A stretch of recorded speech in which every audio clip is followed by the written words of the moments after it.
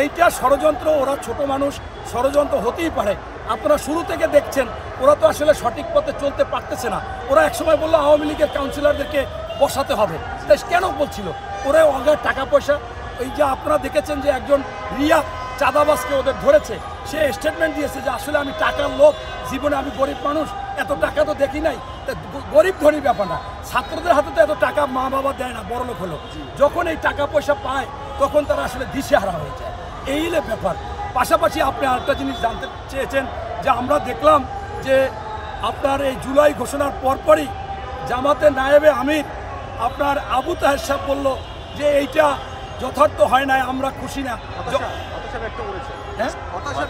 হতাশা ব্যক্ত করেছে। আমি আপনাদেরকে স্পষ্টভাবে বলতে চাই, যারা মুক্তিযোদ্ধাদের ছোট করতে পারেনি, যারা ওই জুলাই আন্দোলনের যারা যোদ্ধা ছিল, প্রকৃত যোদ্ধা, তাদের যারা ছোট করতে পারেনি, 52-এর সেই যারা আন্দোলন করেছে তাদের ছোট করতে পারেনি, 90-এ যারা আন্দোলন করেছে তাদের ছোট করতে পারেনি, তারাই এই হতাশার কথা বলবে। এবং উনি আরও একটা কথা বলেছে যে পিআর পদ্ধতি যদি বিএনপি না বোঝে তাহলে ওনার কাছে ক্লাস নিতে। আমার লজ্জা লাগে যে আপনার চামচিকেও একটা পাখি, ইগলও একটা পাখি, উনি একজন শিক্ষক, উনি ওনার কাছে শিক্ষা নিতে হবে। আরে ভাই, আপনার তো একটা ক্লাস আমি দেখেছি, ভাইরাল হয়েছে, আপনি সেই ক্লাসে আপনার যারা নির্বাচন পরিচালনা করবে জামাতের কর্মী সভায় আপনি বলেছেন, এই আমার আসনের কর্মীরা তোমাদেরকে স্পষ্টভাবে বলতেছি, এই নির্বাচনের আগে জনগণের ঠ্যাং ধরবা। এই ঠ্যাং ধরলে কোনো খারাপ কিছু না, তুমি ঠ্যাং ধরবা একদিন, আমরা নির্বাচিত হলে আমাদের ঠ্যাং ধরবে 5 বছর। এই যে একটা নিকৃষ্ট মনের ট্রেনিং উনি যে শিক্ষকতা করেছে, মানে সোজা বাংলায় আমরা গ্রামগঞ্জে বলি, ভোটের আগে ভোটারের পাও ধরো, এরপর আমাদের পাও ধরবে। কেন পাও ধরবে? তুমি পাও ধরো, তুমি নেতৃত্ব নিবা, কিন্তু তুমি তো তখন তাদের অধিকার দেবা, তাকে টাকা পয়সা দাওনি।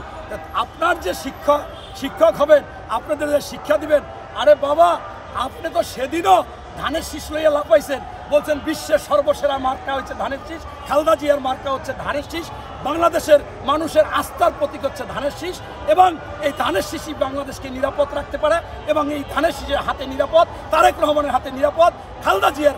আপনি একা বলেননি, আপনার আমির বলছে, সেক্রেটারি জেনারেল বলেছে, 25 জন প্রার্থী বলেছে 18 সালে সারা বাংলাদেশে। একদিন না, মনে করেন ঘুমাবার আগ পর্যন্ত এই ধানের শীষ জিকির করেছেন, আজকে আবার অন্য সুর দেন।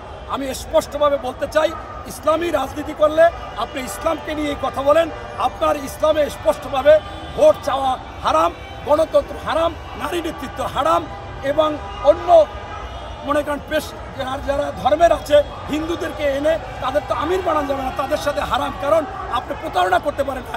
একমাত্র ইসলামে মুসলমানি রাজনীতি ওই দলে থাকবে, তাদের মত থেকে আমির হবে বা খেলাফত প্রাপ্ত হবে, ওই হিন্দুকে তো আপনি কখনো করবেন না। এই ধরনের প্রতারণা। আপনি আপনার এই জামাতের সেক্রেটারি, সে একটা টকশোতে গিয়ে বলেছে যে বিএনপি চায় ঘরের বিবাহিত স্ত্রীর মতো আমাদের ব্যবহার করতে।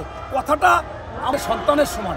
এদের সমালোচনা আমি করতে চাই না, বলতেছি বাবারা, সঠিক অ্যাঙ্গেলে চলে আসো, সঠিক পথে চলে আসো। তোমরা রাজনৈতিক দল করেছো, করবা, তোমরা আগামী দিনে ভবিষ্যতে নেতৃত্ব দিবা, তবে এইভাবে তোমরা চাঁদা কালেকশন করবা, বিভিন্ন জায়গায় দখল করবা, তদবির বাণিজ্য করবা, চাকরি দিবা, এরকম আমরা একসময় শুনেছিলাম যে বাংলাদেশের গডফাদার হচ্ছে আপনার জয়নাল হাজারী, এরপর শুনেছিলাম বাংলাদেশের গডফাদার হচ্ছে শামীম ওসমান। এখন দেখি যে আমরা ছোটোবেলায় সিনেমা দেখতাম বাপ বেটা 420, এখন দেখি বাপ বেটা গডফাদার হয়ে গেছে। সে হচ্ছে আমাদের এই যে একজন আপনার আসিফ মাহমুদ এবং তার বাবা, সেখানে তাদের বিরুদ্ধে কোনো কথা বলা যায় না। তাই আমি সর্বশেষ আপনার প্রশ্নের উত্তরে আবারও বলতে চাই, এটা লজ্জাজনক, এবং এ ধরনের কাজ তোমাদের কাছ থেকে মানুষ আশা করেনি।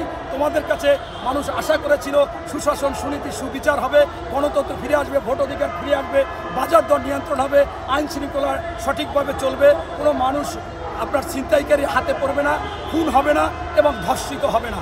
তাই তোমরা, আমার মনে হয় দেশপ্রেম নিয়ে তোমাদের উচিত রাজনীতি করা।